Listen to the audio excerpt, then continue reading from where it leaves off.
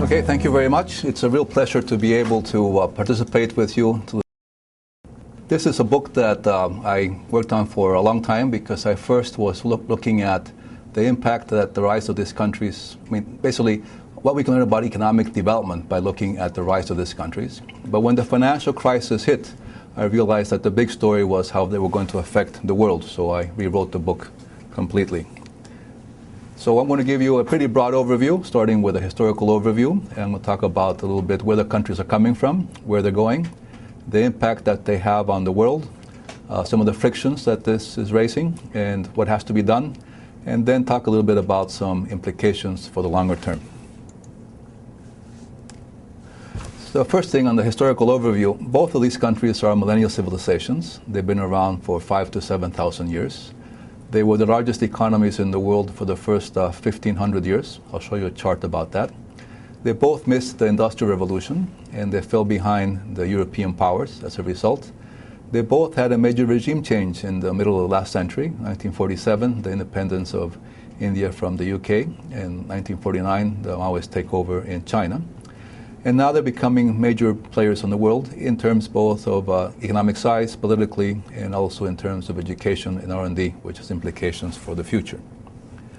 So right now, as you probably well know, China is already the second largest economy in the world. This is measured using normal exchange rates.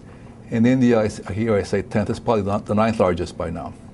But if we extrapolate the current trends, China is going to be as big as the US in 5 years in terms of purchasing power parity, and India will surpass Japan next year. And I'll show you that in this graph. This graph basically is taking the historical rates of growth between 2000 and 2010, and then extrapolates using the IMF data. And you can see here that China gets as big as the US by 2017, and India surpasses Japan in next year. If you don't like PPP, we can do it in nominal terms, and basically the same thing happens. It just takes a little bit longer. And if you also adjust for the undervaluation of the Chinese currency, we see that basically depending on what you adjust for in terms of undervaluation, 20% or 40%, if you use 40%, it will happen basically in 8 years. So it's just a matter of time. So the key point here is that these are large economies. They are getting quite big, and they're going to be even bigger players. And in particular, China is going to be very big, whichever way you count it, quite soon. Now, if we take a look at the historical experience, and for this I went back and looked at the last 200 years, it turns out that the rise of new powers tends to lead to lots of frictions, and that's competition for trade and resources, for power itself, for security. And they tend to degenerate into trade wars, resource wars, cold wars, or conventional wars. Now, I'm going to come back and say a little bit about that. Here's the graph I told you about before. This is based on the work of Angus Madison, and you can see that the yellow line is India, the red line is China. So for the first 1,500 years, these were really the very dominant economies. Of course, they weren't in the current form of government, but the areas were very large. India was 1/3 of global GDP. And China was 1/4. In 1820, China was actually 1/3 of global GDP. You can see right there, the top of that red triangle. But then what happened was that Europe took off with the Industrial Revolution, and we see how Europe rose from being maybe just 10% of the world economy to rapidly becoming the dominant part of the world economy. And at the same time, India and China's share shrank very dramatically, not because there was internal collapse, but because the European countries grew much faster, the global pie expanded. And if you look, the other big line that comes shooting up, that's the US. And it comes out of sort of being a very small colony and really shoots up. And so basically by 1950, it is bigger than Europe. Now, in this period here is a very messy period of transition. If you look at this sort of salmon colored line, this is France. France was the largest economy, aside from our two big boys, from basically 1600 to 1800. Then the world ganged up on Napoleon, and France then goes into decline. That was the Napoleonic Wars. Here we see this is the UK, and the UK was a very large part in 1870. It was the largest economy. That's when the US surpassed it. Then we see the rise, this is the rise of Russia and the rise of Germany. And we have World War I and World War II. Those were major confrontations. We also see the Cold War coming out of the World War II. This is Russia, and then it has its collapse. So this is a very messy period. And the only time there wasn't a major war when there was dramatically shifting power was between the US and the UK. But that was because both countries come from the same culture, market-oriented democratic systems.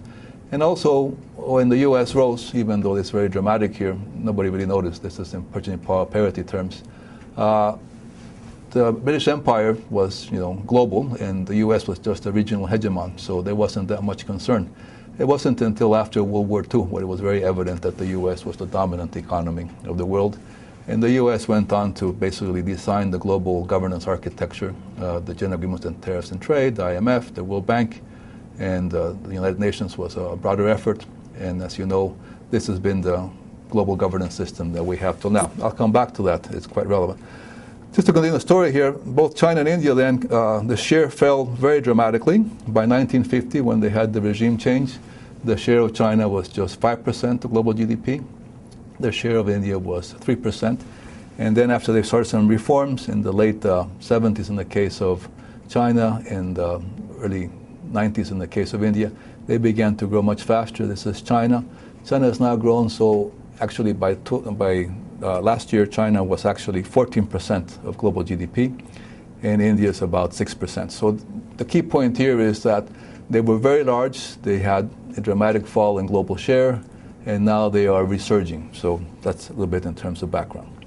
So let me do a very quick strength, weaknesses, opportunities, and threats analysis for each of the countries.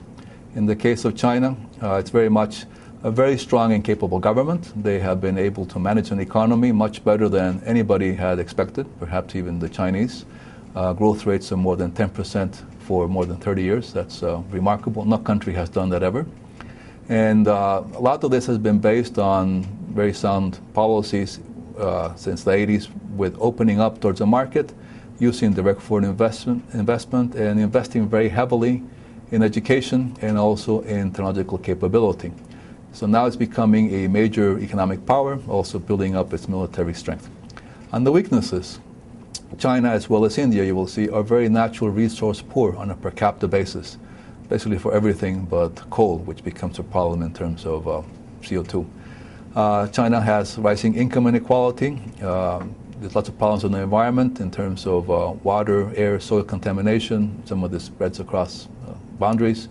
They have a poor rule of law. Part of the reason why they managed to continue to grow very fast after the big global crisis was because of stimulating the economy through the banking system, and that's creating a real estate bubble. Now, on the threats, China will be very negatively affected by global warming, and I'll come back to that later.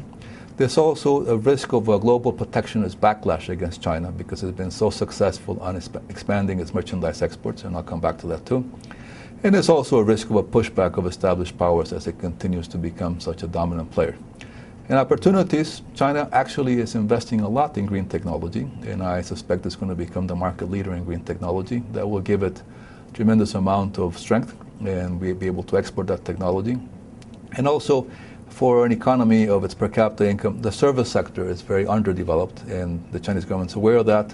The main input into that is educated people, and I'll show you how they're doing that. So there's a tremendous potential for them to expand in the service sector, and in particular, high-value knowledge services. I'll do the same thing now for India. India began to grow almost at Chinese rates in 2003. The savings rate has increased dramatically from about 18%, and then now it's almost 35, 36%. Very impressive, and the rates of growth have been over 8% basically since 2003. One of the advantages that India had was English-speaking inheritance from the UK, and that was very important when we had the Y2K bug and people looked to India to help solve all the software problems. That created a very nice virtuous cycle. India has gotten very much involved in information-enabled service exports, and that has been part of why it was able to grow so fast. It also has a young and labor force, and that's an advantage in terms of a demographic dividend in the long run. Well, let's switch over to the weaknesses. The weaknesses are very weak coalition governments with limited capacity to implement change. There's lots of problems of corruption. It's also very natural resource poor, like I said, has a weak physical infrastructure, And the opposite side of the dividend of the youth is that the education levels are still very low. In fact, illiteracy among women is more than 50%. It's 51%. Among men, it's 27%.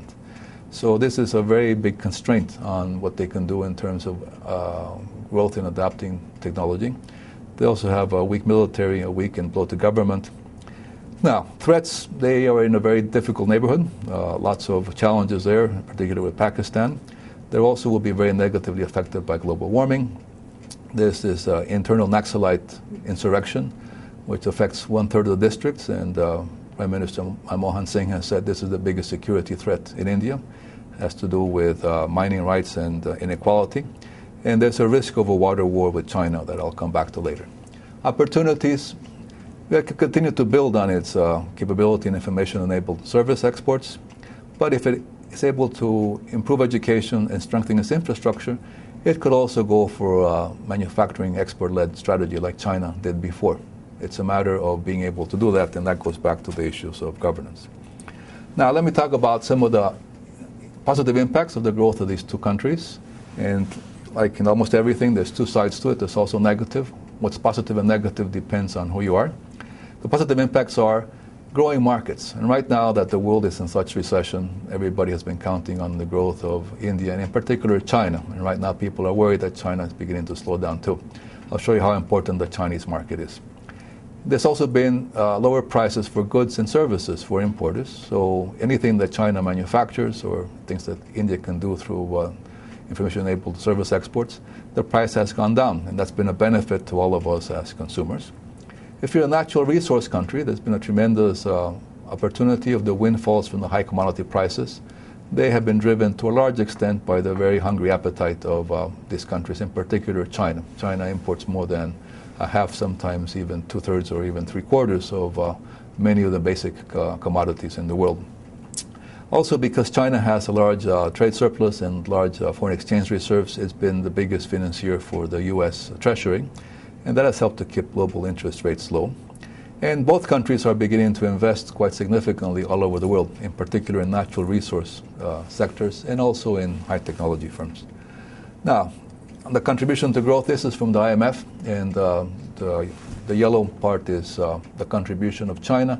You can see that since the recession in the global crisis in 2008, 2009, China has been responsible for half of global growth of GDP and will be responsible for a very large part looking into the future, assuming things hold. Of course, all those graphs I had before, that's assuming other things don't change, and anything can happen, so a grain of salt and caution there. Now, on the negative impacts, if you are an exporter of manufactured goods, you've been feeling tremendous competitive pressure if China can produce them. And this has led to a lot of very strong restructuring, both in developed countries and in developing countries. Take, for example, developing countries. In Africa, the main manufactured export was textiles and garments, and that has had a lot of difficulty once China came on the scene and was released from the multi-fiber agreement constraints in 2005. So that has put a lot of pressure. Take Brazil. Brazil used to be a very big producer of shoes and export them, and they can't face the Chinese competition. So the shoe factories have been closing in Brazil, and the managers have been setting up factories in China. So very, very strong restructuring pressure there. If you're a natural resource importer, the rise in the prices has led to a tremendous increase in the cost of energy and other natural resources, so that's been a negative. What's happening on a global scale is a gigantic rebalancing of relative wages. As these countries have come on stream, more people are working in the global labor force, and that is basically leading to rapid rise in the wages in these countries, and that has kept pressure on basically the unskilled labor in the developed countries. And we can see this in Europe and in the US. And then there's been a very rapid technological catch-up through copying, reverse engineering, stealing of technology. And this is very rapid, and it's creating a problem in terms of the competition from high technology firms, because particularly with respect to China. And the last one is a negative impact on the environment, not just on the water, air, soil pollution, but on the ability of the environment to absorb CO2, and I'll come back to that in a moment. So the frictions, I basically see four major sources of friction. One is trade, competition for resources. the CO2 emissions, and geopolitical. So on the trade frictions, and really this is the case mostly with respect to China, and I'll show you this in this graph. This is, the red line is the share of China in global merchandise exports, and in 1980 it was less than 1%, and then you see how it has shot up, and in particular after 2001 when China joined the WTO. So now China is responsible for about 10% of global merchandise good exports. No country has increased its penetration in global exports as fast or as significantly as China. Korea they have faster export growth over some years, but it's been not as big or massively. So the impact of China has been very dramatic, and this is leading to a lot of this restructuring and the pressures.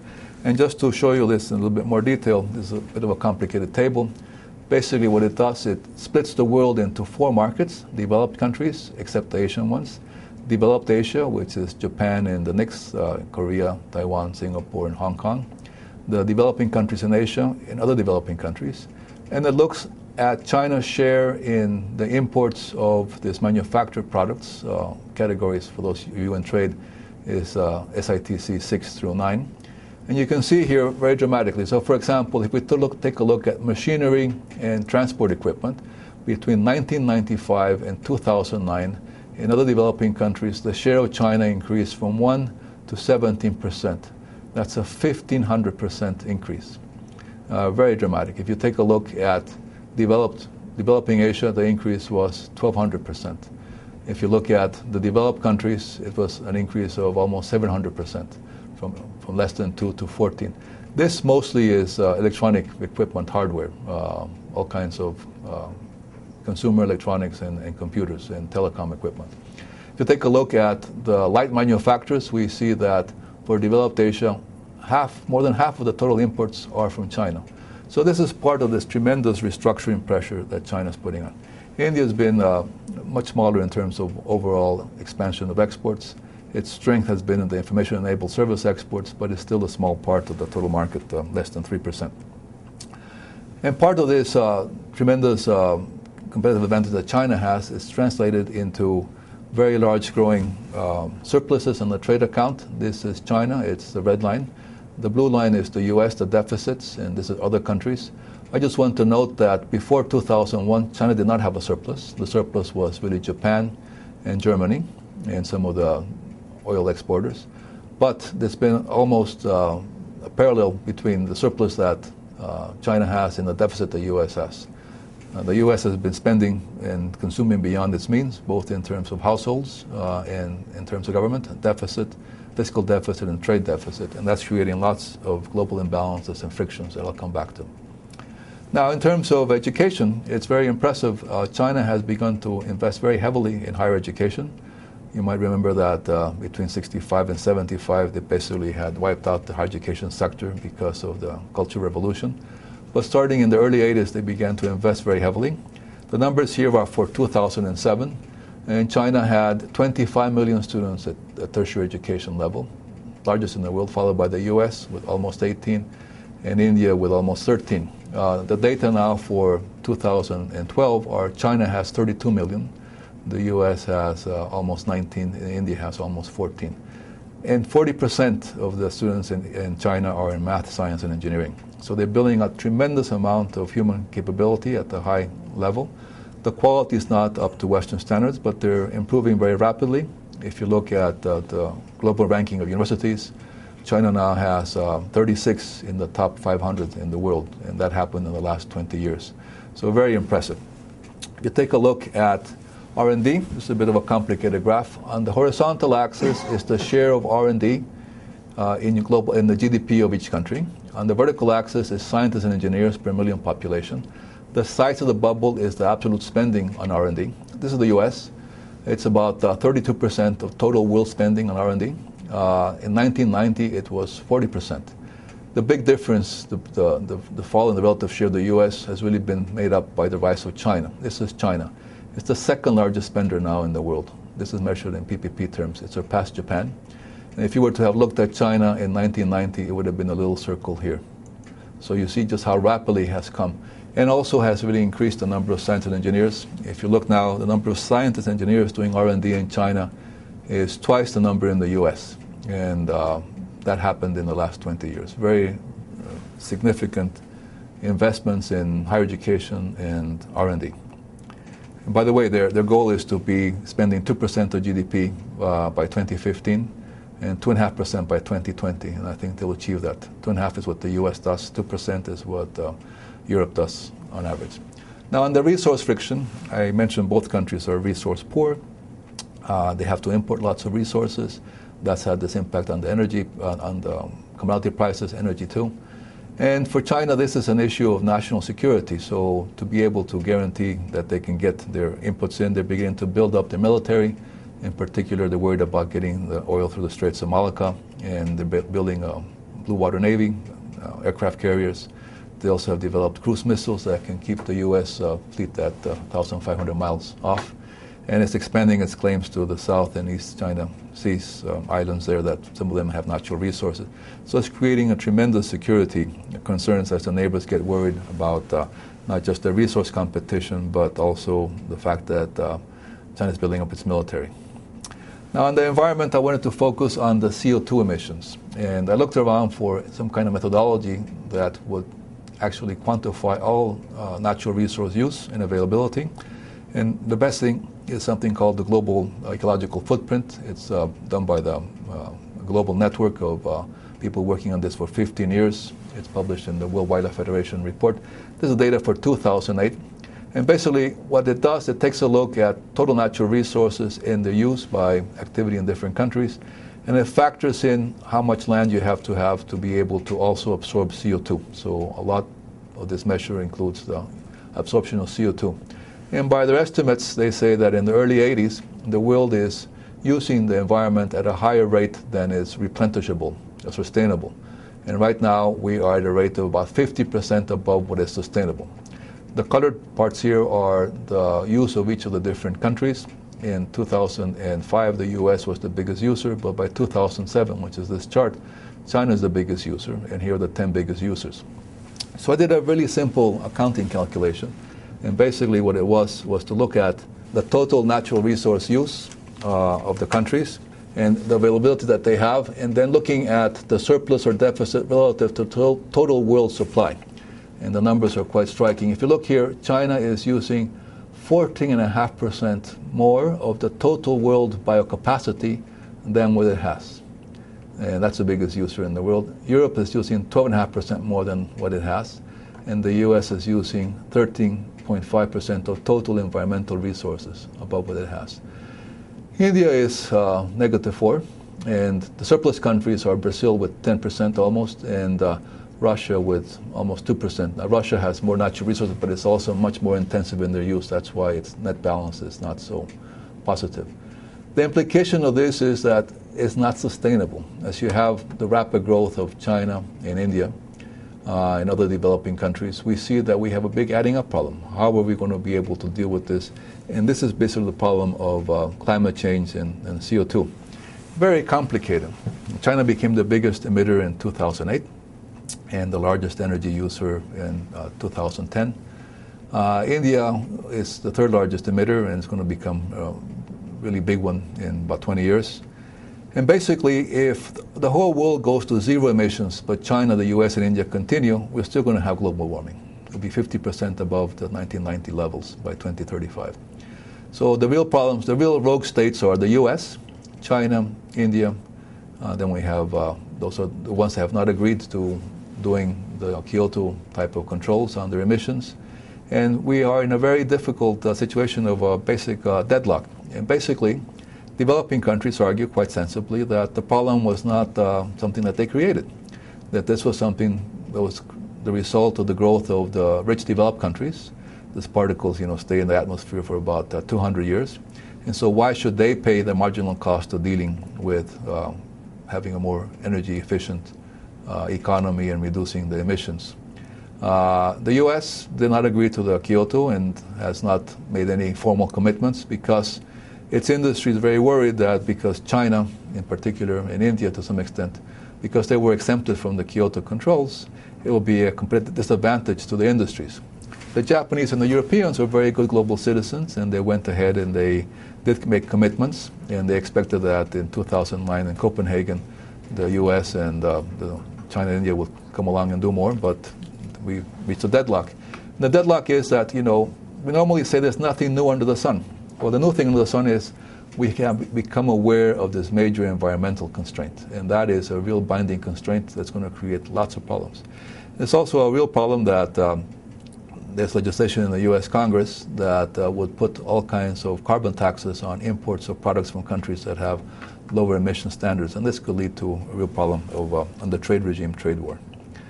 Okay, in the geopolitical, China is a very successful model based on authoritarian regime move with some market liberalization. It's getting lots of adherents. It's done extremely well, as I said before, a long period of growth. And also, as you know, it's been able to grow even after the financial crisis, and that has been in sharp contrast to what's happened in the U.S. and in Europe. So it offers an alternative to the Washington Consensus. A little footnote here. China has been successful not because it's authoritarian, but because it's very development-oriented. In a very peculiar way, it's been quite accountable to its population in terms of growth, improvements in growth and welfare. Living standards have really increased very significantly. And then, of course, there's the whole concern about access to natural resources, and there's a lot of part of why China has such intensive trade with some of their rogue regimes is it needs natural resources. And in a sense, it's not worried about the humanitarian and other issues in dealing with them. It has privileged access to them. And as I said before, it's also strengthening its military capability and creating lots of concerns. So this is a big challenge on the geopolitical side. Here I have a very complicated table. I'm not going to go through it. But I was looking at China with respect to the rest of the world, India with respect to the rest of the world, and then between China and India on all the things I was talking about, from the trade war, on the climate change, and on the geopolitical. Just to summarize, these are frictions that if we don't deal with them can get out of control. And I think that the most serious one is a possibility of a water war between China and India. And let me explain that. If you take a look at water resources, the 20 major river systems in Asia all come out of the Himalayan glaciers, and that's in Chinese territory.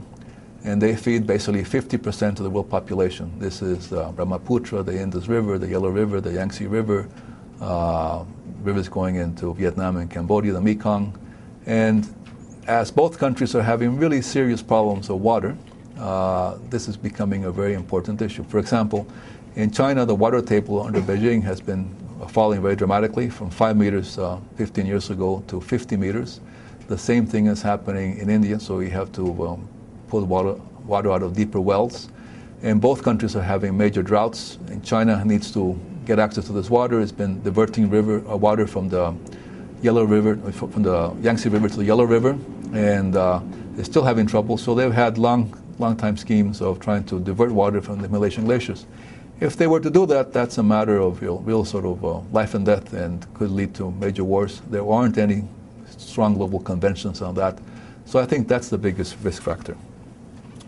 Now, one of the things I took a look at is said, okay, let's take a look to see how the global governance system can deal with all these problems. And as I said, it was set up basically by the U.S., leading it after World War II. But it doesn't address, it has had limited success, for example, on trade. We see the problems of the Doha round and the deadlock that we got into there. It doesn't address major new issues of climate change, cybersecurity, terrorism. And the U.S., which has been the main provider of global public goods, is now having big fiscal problems. It's overstretched and can't do a lot of what it did before. And other countries aren't stepping in to fill in this vacuum. So what has to be done? Well, I think that there are this very sort of obsolete governance arrangements in the world. The emerging new countries aren't getting as much weight as they have economically. The system doesn't cover some critical issues. It's important to work on improving the global governance system, but that will be a very slow and long-term and a messy process, because countries don't like to give up their sovereignty, in particular when there's so much uncertainty like now in the world. And so a big problem is that we have to get people with more leadership to take a look at what has to be done to maintain this global system. And I'll come back to that in a moment too. Just to simplify it and to exaggerate a little bit, I made a little simple quadrant here. And I just am dealing with two dimensions, although this is much more complex. On the right-hand side here is we continue with an integrated global economic system. On the left-hand side is we have some kind of trade war, and we might fracture into, let's say, a Western and an Eastern trading system, which is beginning to happen to some extent. On the vertical axis, I have, do we deal with the whole issue of climate change and deal with the carbon emissions, or don't we? And I say we're down in this third quadrant. The problem is that this is not a sustainable state. I told you that we have the deadlock on the climate change, and so we're moving down this way towards the problems of climate change and also the risk of a trade war. This is a very ugly quadrant to end up in, because this is, fractured economy, much lower growth, and the problems of climate change, mass migrations, famines, tremendous problems of security and war. Some people say, oh, don't worry so much because we also always have a geoengineering solution. We can throw particles up into space, or China or India might do it if environmental things get very poor. Sounds like science fiction, but people actually do look at this quite seriously. And that's the sunshade or some geoengineering option. The problem is that the secondary effects of that are very unknown, and that can be worse than the original problem. So we really have to move to this cooperative system where we deal with both the global warming and the trade frictions. It's easy to say, but it's very hard to do. So what has to be done? Well, we need better rules for the viability of the global system. It's very difficult to do this, but it has to be done. In particular, China has benefited more than any country in the world from an open global trading system. It needs to do more to maintain it open. And the U.S. also has to do a lot. For example, the financial crisis is something that grew up in the U.S. and was exported to the developed countries. And we haven't recovered from that, and many people worry we're going to have another big financial crisis too. And events in Europe are sort of creating lots of concerns. We have to then do the rebalancing on the trade part, and this is the deficit countries like the U.S. and some Southern European countries, and the trade surplus countries, which is China, but also Japan and Germany. And that has to do with exchange rate management and also the structure of the economy in terms of consumption versus saving. We have to reduce the CO2 emissions. And here I suspect that China is actually doing a lot more than what most people realize. And if they were to promise to do a bit more and commit to that, they would embarrass the U.S. into having to do it, because it really is pretty remarkable that the U.S., a rich country, has a higher per capita consumption rate than the average for Europe. It's twice as high as in Europe in terms of both of energy and of emissions. But as I said, these things are very hard to do for political economy reasons. They involve a lot of painful restructuring. Even if leaders want to do it, it requires also that the population understands what's at stake and to be able to come in and actually do the kinds of changes which require changes in lifestyle, changes in prices. In the U.S., for example, any person who talks about a tax on gasoline or a tax on carbon completely becomes unelectable immediately. And so people don't touch that. If you look at the election rhetoric now, nobody's talking about these issues. Nobody's talking about the difficulty of the U.S. sustaining a very high level of entitlements because they're political suicide. And so we have a crisis of democratic systems that can't deal with a lot of these very critical long-term issues. So needs leadership and needs more education on what's at stake. Now, the longer-term issue, sort of backing out of this, has to do with how we accommodate rising new economic powers. And this has to do with the competitiveness part I was talking about. There's also the whole issue of increasing inequality. It has all kinds of effects in other countries. And ultimately, it's a problem also of how we organize our economic and social activities in terms of energy use. So I want to close with this last slide. This is the population projections. We're here at the 7 billion people mark. We expect 2 billion more people by 2050. This is not sustainable the way we have organized our way of using things for economic activity. That requires a lot of very careful rethinking, how we do urbanization, how we do city planning, transportation systems, how we organize the kind of energy that we have, the alternative energies. Big implications, a lot of thinking, and not enough is being done. So basically, the main point of what I'm trying to convey is, as we take a look at this very dynamic, rapidly changing world, we have a whole set of very difficult issues that aren't getting sufficient attention right now, and they do require it because we have the global system and global stability is at stake. So thank you very much.